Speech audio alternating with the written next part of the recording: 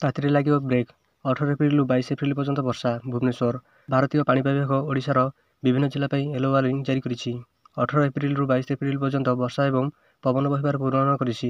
IMD ଅନୁଯାୟୀ 18 ଏପ୍ରିଲରେ ମୟୂରଭଞ୍ଜ, କେନ୍ଦୁଝର, ବାଲେଶ୍ୱର ଏବଂ ଭଦ୍ରକ ଜିଲ୍ଲାରେ ଅପରାହ୍ନ ଏବଂ ସନ୍ଧ୍ୟା ସମୟରେ ବଜ୍ରପାତ ସହିତ ବର୍ଷା ଏବଂ ପବନ ବହିବାର ସମ୍ଭାବନା ରହିଛି। ପବନର ବେଗ 50ରୁ 60 କିଲୋମିଟର ପ୍ରତି ଘଣ୍ଟା ପର୍ଯ୍ୟନ୍ତ ରହିବ। ଗଜପତି ଏବଂ ଗଞ୍ଜାମ ଜିଲ୍ଲାରେ 40ରୁ 50 କିଲୋମିଟର ପ୍ରତି ଘଣ୍ଟା ପବନ ବହିବାର ସମ୍ଭାବନା ରହିଛି। ସେହିପରି ମାଲକାନଗିରି, ରାୟଗଡ଼ା, କୋରାପୁଟ, ନବରଙ୍ଗପୁର, ଅନୁଗୁଳ, ଢେଙ୍କାନାଳ, କନ୍ଧମାଳ, ବୌଦ୍ଧ ଏବଂ ସୁନ୍ଦରଗଡ଼ ଜିଲ୍ଲାରେ 30ରୁ 40 କିଲୋମିଟର ପ୍ରତି ଘଣ୍ଟା ପବନ ବହିବାର ସମ୍ଭାବନା ରହିଛି।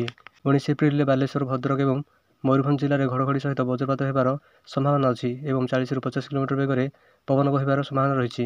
ଯାଜପୁର, କେନ୍ଦ୍ରାପଡ଼ା, କଟକ, ଜଗତସିଂହପୁର, ପୁରୀ, ଖୋର୍ଦ୍ଧା, ନୟାଗଡ଼, ଗଞ୍ଜାମ, ଗଜପତି, ରାୟଗଡ଼ା, ମାଲକାନଗିରି ଏବଂ କୋରାପୁଟ ଜିଲ୍ଲାରେ 30ରୁ 40 କିଲୋମିଟର ବେଗରେ ପବନ ବହିବାର ସମ୍ଭାବନା ଅଛି। ଆଇଏମ୍ଡି ପୂର୍ବାନୁମାନ କରିଛି ଏପ୍ରିଲ 20 ତାରିଖରେ ମାଲକାନଗିରି ଏବଂ କୋରାପୁଟ ଜିଲ୍ଲାରେ ବିଜୁଳି ଏବଂ ପବନ ସହିତ ବର୍ଷା ହେବ। ପବନର ବେଗ ପ୍ରତି ଘଣ୍ଟା 30ରୁ 40 କିଲୋମିଟର ରହିବାର ସମ୍ଭାବନା ରହିଛି। ଏପ୍ରିଲ 21 ତାରିଖରେ ମୟୂରଭଞ୍ଜ, କେନ୍ଦୁଝର, ବାଲେଶ୍ୱର, ଭଦ୍ରକ, ଗଜପତି, ରାୟଗଡ଼ା, ମାଲକାନଗିରି ଏବଂ କୋରାପୁଟ ଜିଲ୍ଲାରେ ସମାନ ପାଗ ପରିସ୍ଥିତି ଅନୁଭୂତ ହେବାର ସମ୍ଭାବନା ରହିଛି ଏବଂ ଘଣ୍ଟା ପ୍ରତି 30ରୁ 40 କିଲୋମିଟର ବେଗରେ ପବନ ବହିପାରେ।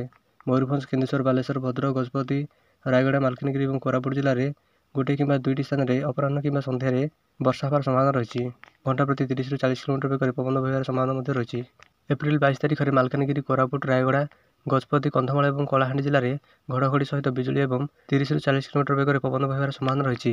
ସମ୍ପୃକ୍ତ ଜିଲ୍ଲାର ବାସିନ୍ଦାମାନଙ୍କୁ ପାଗ ପରିସ୍ଥିତି ବିଷୟରେ ସଚେତନ କରିବାକୁ ଏବଂ ସେମାନଙ୍କ ସୁରକ୍ଷା ସୁନିଶ୍ଚିତ କରିବା ପାଇଁ ଆବଶ୍ୟକୀୟ ସତର୍କତା ଅବଲମ୍ବନ କରିବାକୁ ପରାମର୍ଶ ଦିଆଯାଇଛି।